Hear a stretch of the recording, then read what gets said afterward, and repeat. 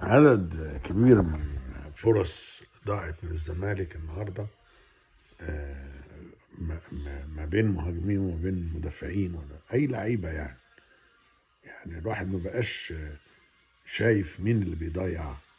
بس كلهم ليهم سمه واحده، ان هم بينهم وبين الجون اللي هو خط المرمى، يعني خط المرمى، الشبكه، 2 ياردة 3 ياردة ويضيعوا.